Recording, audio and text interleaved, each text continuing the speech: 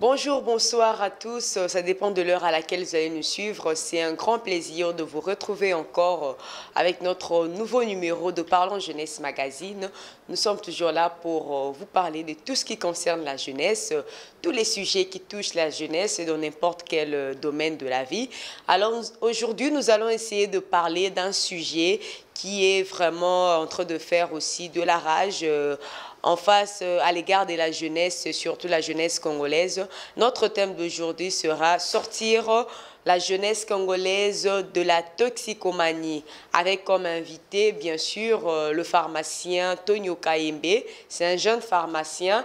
Il maîtrise aussi le domaine de la toxicomanie. Il va essayer de nous en parler plus avec détail. Bonjour, Monsieur Tonio. Bonjour, madame. Bienvenue. Merci beaucoup pour l'invitation. Sentez-vous à l'aise sur Parlons Jeunesse Magazine. Merci beaucoup. Ok, nous allons aborder notre sujet d'aujourd'hui, sortir la jeunesse congolaise de la toxicomanie. Nous allons essayer de vous demander de nous expliquer, d'expliquer aux téléspectateurs surtout, qu'est-ce qu'est la toxicomanie en bref. Ok, merci madame, surtout pour l'invitation. Bon, comme vous m'avez vu avec mon masque, nous encourageons toujours les gestes barrières parce que on nous a encore rien dit sur l'élimination totale de la Covid-19. C'est pourquoi tu me vois en masque. Comme on respecte la distanciation sociale, je vais devoir enlever mon masque pour essayer d'entamer, n'est-ce pas, notre émission normalement. Ok, merci beaucoup. Très bien. Au fait, c'est un sujet important. La toxicomanie, c'est vraiment un point qui touche la santé publique. C'est ce que nous rencontrons dans nos milieux de vie. En fait, la toxicomanie veut simplement dire un usage abusif des toxiques, n'est-ce pas? Des toxiques qui peuvent être de plusieurs genres. Alors, c'est au fait ça qui peut définir de manière simple la toxicomanie. Voilà. Ok, vous pouvez nous dire en bref votre constat chez la jeunesse congolaise en tant que jeune aussi par rapport à ce phénomène de toxicomanie. Dites-nous votre constat. Bon, c'est... Surtout particulièrement aussi concernant ce qu'on appelle communément ici en RDC le diamba et le bombé. Dites quelque chose sur ces deux drogues qui sont en train de faire la rage en RDC. Oui, ce n'est pas un sujet qui vient d'apparaître. La toxicomanie date de très longtemps. Le cannabis et le tabac et les autres ont existé depuis tous les temps. C'est vrai que dans notre société, on met tous les mécanismes en place pour essayer de l'éradiquer totalement, si pas peut-être de préparer le jeune à éviter d'être en contact avec ces produits nocifs. Le bombé dont tu fais allusion, c'est un produit qui est arrivé à Kinshasa depuis 2019, dont la consommation n'était pas aussi alarmante comme aujourd'hui. Oui. Mais est-il que depuis 2019, ce produit a existé dans notre pays, sous le silence, n'est-ce pas, à l'insu de nos autorités. Ce n'est que maintenant que nous constatons cette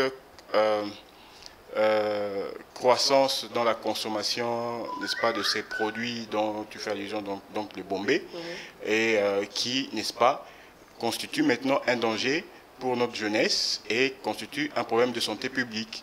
Alors, pour ce fait, donc, nous pensons que nous devons agir de plusieurs manières, dans tous les sens, pour essayer de préparer et de protéger notre population à ne pas contacter ces problèmes-là de bombé. Selon vous, quelle peut être la cause de la toxicomanie chez la jeunesse? Il y a plusieurs causes. En fait, vous savez, la jeunesse, comme tu le dis, c'est une étape de la vie, n'est-ce pas, où beaucoup d'entre nous veulent explorer, si pas le monde, veut entrer en contact avec des choses qui peuvent leur rendre à l'aise et leur faire plaisir. Alors, comme tu le dis, les causes sont nombreuses. L'inoccupation, par exemple, peut être aussi l'une des causes. Okay? L'envie de se sentir dans un plaisir excessif peut être aussi l'une des causes, parce que finalement les causes sont totalement nombreuses. Alors, ça dépend aussi d'une personne à une autre. Ça dépend effectivement, comme tu le dis, d'une personne à une autre. Les causes sont vraiment nombreuses qu'on peut commencer à détailler, mais dont la base est l'inoccupation, n'est-ce pas? La oisivité par exemple, parce que dans la plupart de nos jeunes, quand vous sillonnez notre ville, province de Kinshasa, la majorité de nos jeunes n'ont rien à faire. Et comme ils n'ont rien à faire, parce qu'ils ont beaucoup de manques, ils ont beaucoup de soucis de la vie, alors ils se lancent dans, n'est-ce pas, ce qui peuvent les mettre à l'aise, n'est-ce pas, un semblant de satisfaction. C'est pourquoi ils se lancent dans l'usage des substances toxiques, soit dans le cannabis ou dans les psychotropes, certains médicaments pharmaceutiques, pour qu'ils se sentent mieux à l'aise par rapport aux situations qui leur font face. Et peut-être aussi par rapport à la fréquentation, le mauvais entourage. Effectivement, tout ça fait partie, le mauvais entourage, tout ça, il s'agit d'une certaine oisivité. Parce que les jeunes qui ne sont pas occupés, les jeunes qui n'ont rien à faire, toute la journée, ils se donnent à des débats, soit inutiles, ou à ceux qui ne contribuent pas finalement à leur développement. Ils vont, n'est-ce pas, prendre tout ce qui sera en face d'eux pour essayer de se sentir à l'aise. Et maintenant, ce qui se présente, comme l'État n'avait pas fait attention depuis 2019, il y a le Bombay. Alors, beaucoup veulent maintenant savoir ce que ça donne, quels sont les effets, quels sont les résultats.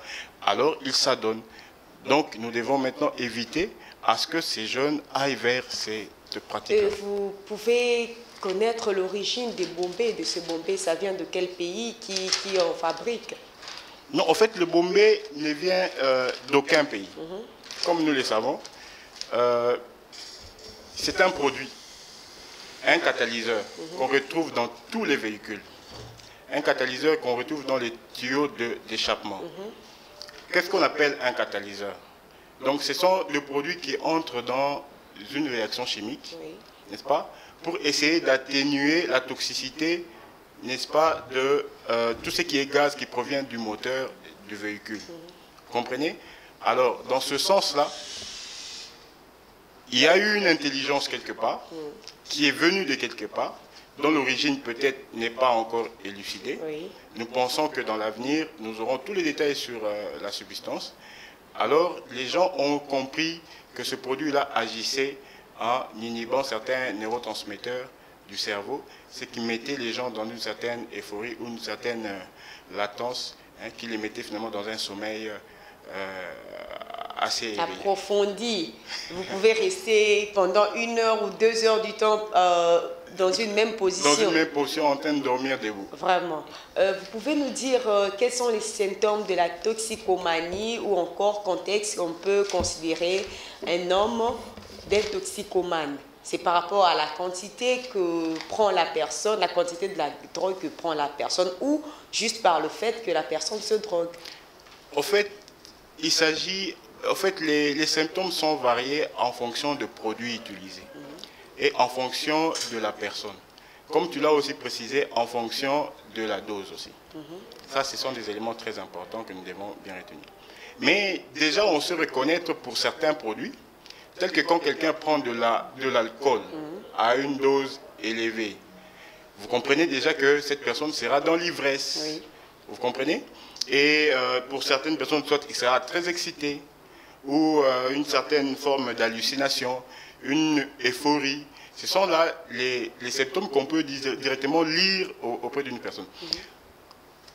Avec le Bombay, quand vous voyez une personne dormir debout, avec un phénomène zombie qui l'accompagne. Vous comprenez? C'est ça, au fait, le Bombay. Ça vous donne cette latence, un sommeil latent, n'est-ce pas? Avec une position qui fait face, qui nous rappelle un animal sauvage qui n'est pas censé vivre avec les humains. Oui.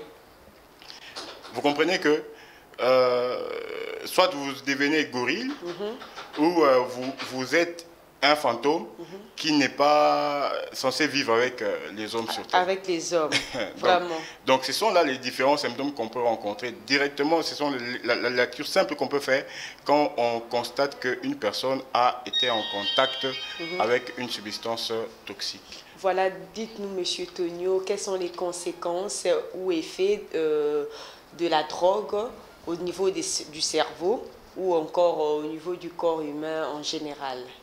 Les effets, en fait, les conséquences, donc c'est ce que tu veux dire. Oui, les conséquences. Oui, en fait, la drogue, comme vous comprenez, il y a certaines drogues qui traversent la barrière hémato-encéphalique. La barrière encéphalique et atteint le cerveau. Et une fois atteint le cerveau, comme le cerveau fonctionne avec certains neurotransmetteurs, il modifie leur quantité ou leur concentration ou leur libération au niveau du cerveau. Et nous allons remarquer certains effets qui pourront peut-être accompagner, n'est-ce pas, cette action-là.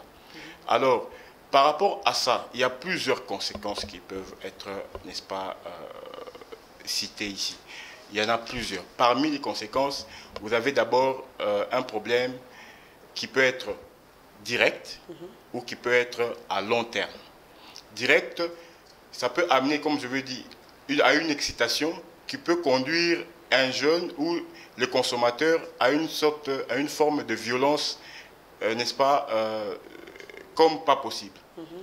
Comprenez? Ou à une sorte d'action inhumaine qu'on peut juger être vraiment inhumain. Alors, ce sont là les éléments qu'on peut rencontrer. Et à long terme, ça peut amener à des maladies graves, à cause peut-être de l'irréversibilité de la conséquence due à l'usage de ces produits nocifs. Par exemple, ça peut amener à des cancers. Oui. Comprenez? Des cancers à tous les niveaux. Ça dépend de la substance, bien entendu. Des cancers à tous les niveaux. Au niveau du cerveau, au niveau des poumons, au niveau, n'est-ce pas, de la voie aérodigestive. Donc, vous comprenez que les conséquences sont nombreuses, peuvent vraiment, n'est-ce pas, toucher presque tous les organes. Voilà, donc ce sont là les conséquences qu'on peut rencontrer de manière générale à l'usage de certains... Et comment peut-on guérir cette pathologie? Parce que considérons que la toxicomanie est aussi prise parmi les pathologies, comment pouvons guérir cette pathologie et faire la prise en charge d'un toxicomane? La prise en charge d'un toxicomane nécessite beaucoup de tactiques, n'est-ce pas? Alors, on catégorise souvent ces malades-là en deux catégories. Parce qu'il y a des consommateurs ou des toxicomanes qui entrent en contact de manière modérée à des toxiques ou à des substances nocives. Et d'autres qui sont vraiment des consommateurs importants. Donc, c'est-à-dire qu'ils sont des chevronnés dans la consommation de substances nocives ou de drogues. Donc, et le traitement va aussi être différent, n'est-ce pas? On ne peut pas, pour un cas ou un autre, faire un sévrage direct. Non. Le traitement peut aller par, n'est-ce pas, de dialogue à la récupération de la personne par un contact, n'est-ce pas, psychologique, pour l'aider à revenir à la normale, n'est-ce pas? Et aussi, pour ceux qui consomment des grandes quantités ou qui sont des véritables consommateurs de drogue, les traitements peuvent aussi aller par un traitement de substitution. N'est-ce pas? On arrête avec la drogue principale, on donne un semblable de drogue pour essayer d'amener la personne à s'adapter et réduire la dose de manière progressive, jusqu'à atteindre un sévrage total. Donc vous comprenez que pour différents cas, les traitements aussi diffèrent. Vous comprenez? Donc, il n'y a pas un traitement direct pour tout le cas. Ça dépend de catégories de cas, c'est-à-dire des consommateurs modérés ou, n'est-ce pas, des consommateurs vraiment chroniques de de ces drogues-là. Voilà, comme vous maîtrisez mieux le domaine de la toxicomanie et vous maîtrisez aussi le milieu de la jeunesse, alors parce que nous sommes pendant la période de sensibilisation contre la toxicomanie, ensemble avec le ministère de la Jeunesse et le ministère de la Santé aussi, nous demandons leur appui aussi.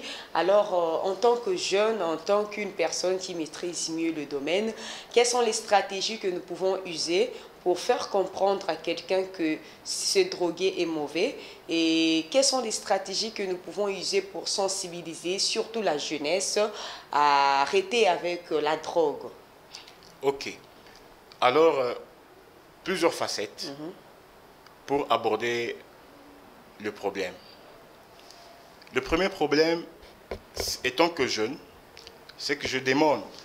Ça veut dire qu'il faut que l'autorité de l'État prennent en charge la jeunesse. Oui. Je suis sidéré de constater que dans mon pays, on a scindé un ministère qui devait être en fait lié au loisir pour le mettre à part. C'est le ministère de la jeunesse.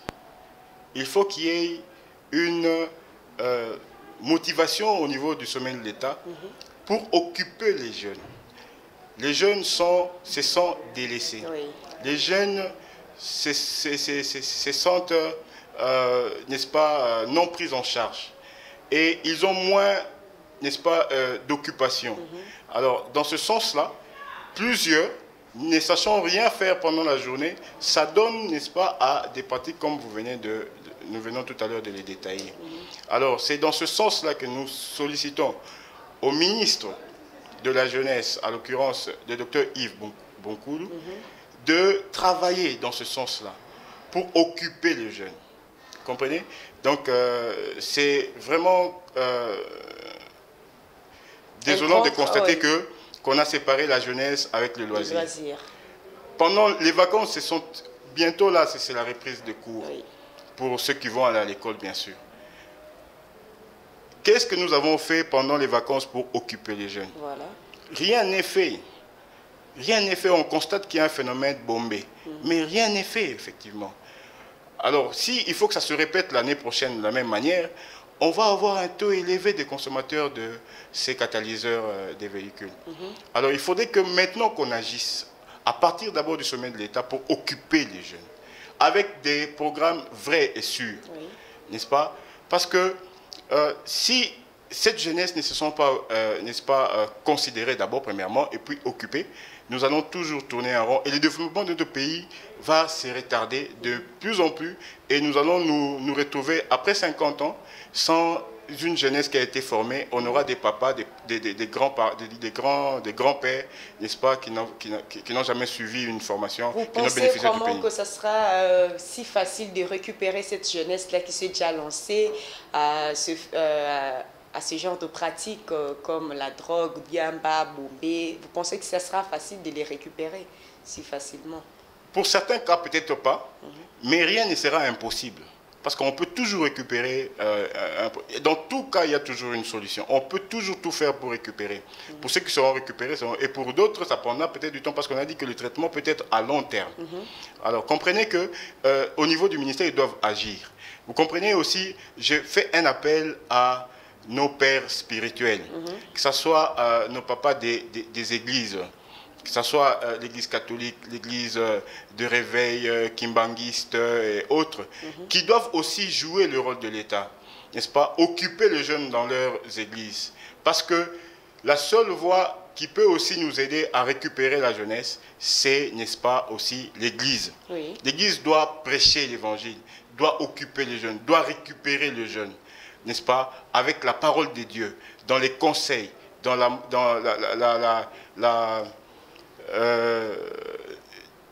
dans l'éducation au niveau, n'est-ce pas, de la parole de Dieu. À ce moment-là, nous saurons peut-être donner des solutions à ces niveaux-là. Et pour finir, parmi les solutions, c'est l'école. Je félicite le président de la République, le chef de l'État, M. Félix Antoine Tshisekedi, pour avoir rendu gratuit, n'est-ce pas, l'éducation. Et ça, c'est très important. Parce que nous aurons quand même des jeunes, des enfants qui vont aller maintenant à l'école, qui vont être en contact avec l'école. Et nous pourrons sauver dans l'avenir, n'est-ce pas, notre pays par rapport à tous ces problèmes comme la toxicomanie. Okay. Alors, c'est très important par rapport à ces 3 niveaux que je viens de citer, pour que nous puissions relever la pente, n'est-ce pas, pour que nous puissions sauver cette jeunesse. La jeunesse est en train de se perdre parce que l'État, l'Église et l'école, n'est-ce pas, lui privent, n'est-ce pas, cette éducation, cet encadrement pour son développement. Ok, merci.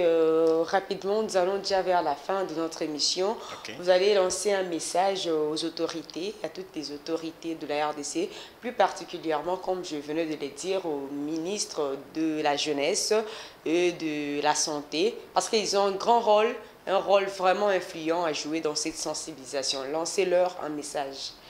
Alors, d'abord, au ministre de la Santé. Monsieur le ministre, mes respects à vous. Vous avez appris que maintenant, il y a un phénomène qui détruit la jeunesse, le phénomène Bombay, à côté duquel vous avez le cannabis, vous avez l'alcool et d'autres substances qui détruisent la jeunesse. C'est un problème de santé publique. Vous devez prendre bras le corps cette situation pour sauver cette jeunesse. La meilleure façon pour soigner un problème, c'est par la prévention. La prévention nous évite des graves complications. Comme vous l'avez déjà fait, donnez-nous les effets, les conséquences de manière claire de ces substances. Veillez mettre au niveau de chaque garage une police pour contrôler, n'est-ce pas, la présence ou si vous voulez, l'utilisation de ces catalyseurs. Vous devez savoir quels sont ces véhicules qui sont arrivés dans les garages et quels sont ces véhicules qui ont été, n'est-ce pas, réparés à ces niveaux, au niveau de leur tuyau d'échappement. Est-ce que ces substances-là ont été utilisées ou amenées, ou, n'est-ce pas, à un endroit compliqué? Ça devait être contrôlé au niveau des garages. Mettez des polices au niveau de chaque garage pour contrôler, n'est-ce pas, le trafic de ces catalyseurs, de ces substances nocives qui détruisent la jeunesse. Et à ce moment-là, nous aurons limité petit à petit ces problèmes et nous allons la maîtriser, n'est-ce pas, cette substance, nous allons la maîtriser et finalement éradiquer de manière totale ce problème au niveau de notre jeunesse. Okay. Pour le ministre de la Jeunesse, le docteur Yves Bunkoul, je suggère que vous mettiez en place un programme clair pour l'occupation des jeunes. Travaillez de manière conjointe avec votre collègue de l'enseignement, que ce soit de l'enseignement primaire, que ce soit de l'enseignement supérieur, pour, de manière efficace, donner un ton, de sorte que le jeune soit suffisamment informé sur les notions de drogue, surtout les drogues pour lesquelles ils sont toujours en contact. Et avec ça, on aura évité beaucoup de soucis. De manière aussi claire, le docteur Yves Bunkoulou, son Excellence, je vous prie à cet effet aussi de pouvoir mettre en place des programmes sûrs d'occupation de jeunes. Oui. Il faut créer l'innovation, mettre dans la jeunesse le sens de travail. Même si on ne sait pas aller directement trouver un emploi dans une société ou autre, mettre dans la jeunesse la formation dans l'entrepreneuriat, dans autre chose, pour que les jeunes deviennent de plus en plus créatifs. Une fois que les jeunes seront occupés, de moins en moins, ils seront en contact avec des choses qui détruisent leur avenir. À cet effet, monsieur le ministre, vous devez agir avec un programme sûr. Oui. J'ai appris que vous avez préparé pour remettre des trophées aux jeunes qui seront excellents dans le civisme. C'est une bonne part. Mais ça sera un échantillon non représentatif. Le vrai échantillon, où les vrais jeunes, ce sont ceux qui sont dans les milieux ruraux, oui, qui sont délaissés, dans des milieux reculés, que vous ne connaissez pas. C'est à ce niveau-là que vous devez descendre pour sensibiliser, pour occuper les jeunes de manière claire et pour éviter à ce que nous puissions tomber dans ces complications. Par exemple, ce qui est en présence, c'est les bombés. Voilà. Merci, monsieur le ministre. Et aux jeunes, vous pouvez aussi leur passer un message concernant ce phénomène de toxicomanie, notamment le diamba, les bombés, tout ce que vous connaissez sur la drogue. Bien sûr. Je suis jeune, comme vous, vous êtes jeune. Oui. C'est nous qui constituons l'avenir de ce pays. À nous les jeunes, ce que vous faites aujourd'hui, dans 10 ans, vous ne serez plus en mesure de le faire. Je n'aimerais pas que dans 10 ans, vous soyez en train de regretter ce que vous avez pu faire 10 ans passés. Voilà. Prenez votre avenir entre vos mains. Ne posez pas toujours la question qu'est-ce que l'État a fait de nous. Partez par cette préoccupation, qu'est-ce que je dois faire pour mon pays. Si vous partez de là, vous allez donner des solutions efficaces à notre pays. Voilà. C'est un moment où nous allons de mieux en mieux dans des découvertes. Toute découverte n'est pas toujours avantageuse. Pour mieux faire, faites des découvertes pour apporter un plus dans le développement de notre pays, surtout que nous en avons besoin. Le chef de l'État compte sur nous. Nous devons travailler, amener ce que nous avons au fond de nous, parce que nous avons, chacun de nous a un talent caché en lui, qu'il peut explorer et faire exploser, n'est-ce pas, le monde, fait dans le sens positif. Oui. Donc je pense que nous pourrons nous mettre au travail, changer notre pays, travailler pour l'avenir de notre pays, de sorte que dans 50 ans, que nous ayons un Chinois domestique dans notre pays, voilà, un Indien domestique dans ma maison, un Français sentinelle dans ma maison. Ça, c'est possible avec une jeunesse engagée. Il ne faut pas qu'on attende que le pays fasse de nous. Nous devons maintenant travailler pour changer ce pays, voilà, développer ces pays.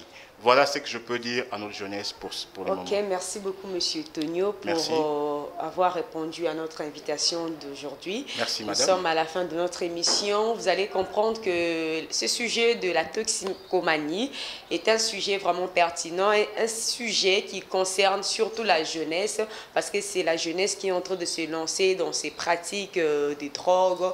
Alors, pendant cette période de campagne de sensibilisation, nous allons demander l'appui du ministère de la jeunesse, l'appui du ministère de la santé et voire même de sport et loisirs, pourquoi pas, et l'appui de toutes les autorités qui voudront nous venir en aide, tant financièrement, matériellement, ou par des conseils ou par des orientations. Nous sommes vraiment déterminés pour faire des sensibilisations de commune en commune, de district en district, voire même partout. Tchangou, Lukunga, Moamba, Funa, partout nous allons descendre sur le terrain ensemble avec les autorités qui voudront nous accompagner, bien sûr. Parlons Jeunesse Magazine est toujours là pour la jeunesse. Nous avons le souci de la jeunesse.